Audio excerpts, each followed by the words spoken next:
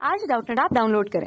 Doubtnut पर अपने सभी गणित, रसायन विज्ञान, भौतिक विज्ञान और जीव विज्ञान के डाउट्स का करो सफाया। बस प्रश्न की फोटो खींचो, एक ही प्रश्न को क्रॉप करो और तुरंत वीडियो सोल्यूशन पाओ।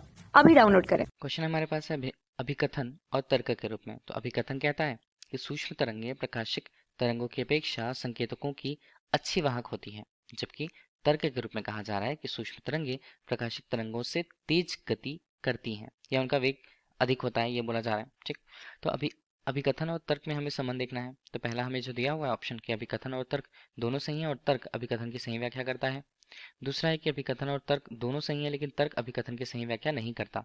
तीसरा, अभिकथन सही है लेकिन तर्क गलत। और चौथा, अभिकथन और तर्क दोनों गलत हैं, ये कहा जा रहा है। ठीक है, बात किसकी की गई है? दो तरंगों की। एक प्रकाशिक तरंगें हो सकती हैं और दूसरी सूक्ष्म तरंगें।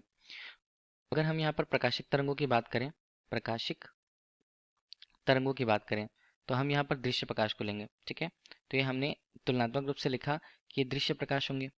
अब इसकी तुलना हमें किससे करनी है? सूक्ष्म तरंगों से।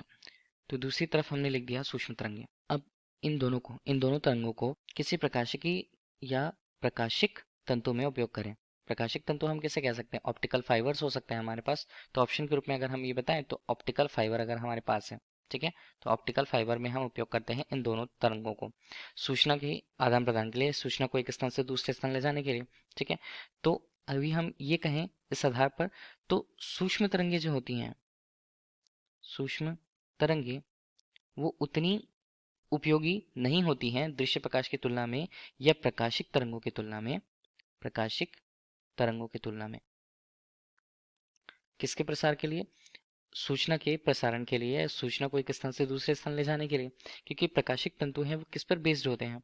वो प्रकाशिकी तरंगों पर बेस्ड होते हैं। ठीक है, तो इसलिए सूक्ष्म तरंगें उतनी अच्छी वाहक नहीं होती है प्रकाश तरंगों की अपेक्षा। तो हम कह सकते हैं कि प्रकाशिक तरंगें सूक्ष्म तरंगों की अपेक्षा अच्छी वाहक होती हैं, अच्छी वाहक होती हैं। तो ये तो बता दिया गया। तो अभिकथन हम देखेंगे कि सूक्ष्म तरंगें प्रकाशिक तरंगों की अपेक्षा संकेतकों की अच्छी वाहक होती हैं, तो ये गलत है। ठीक है, प्रकाशिक तरंगों के लिए हम प्रकाशिक तंतुओं में प्रकाशिक तरंगों का उपयोग करते हैं जो अच्छी वाहक होती हैं सूक्ष्म तरंगों की अपेक्षा। लेकिन तर्क के रूप में जो बोला जा रहा है कि सूक्ष्म तरंगें प्रकाशिक तरंगों से तेज गति करती हैं।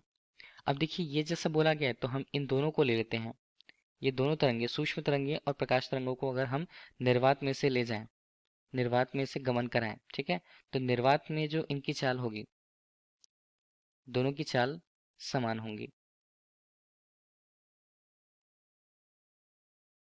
ठीक है, तो हम ये कह सकते हैं कि कोई भी यहाँ पर निर्वात की स्थिति पर बोल रखें या किसी माध्यम की स्थिति पर हम बोल रखें, तो दृश्य प्रकाश और सूक्ष्म तरंगों के लिए उनके जो वेग होते हैं वो समान होते हैं, चाल जो होते हैं वो समान होते हैं निर्वात की अवस्था पर। तो ये जो दिया हुआ है कि सूक्ष्म तरंगें प्रकाशिक तरंगों से तेज गति करती हैं, तो ये गलत है। ठीक है, तो अभिकथन भी गलत, तर्क भी गलत। कहाँ मिल रहा है? ऑप्शन डी पर। तो ऑप्शन डी कहता है कि अभिकथन और तर्क दोनों गलत है। Thank you. कक्षा 6 से 12वीं से लेकर नीट, IIT, JEE वो एडवांस के लेवल तक 1 करोड़ से ज्यादा छात्रों का भरोसा। आज ही डाउनलोड करें डाउटनेट ऐप या व्हाट्सएप करें अपने सारे डाउट्स 8400 400 400 पर।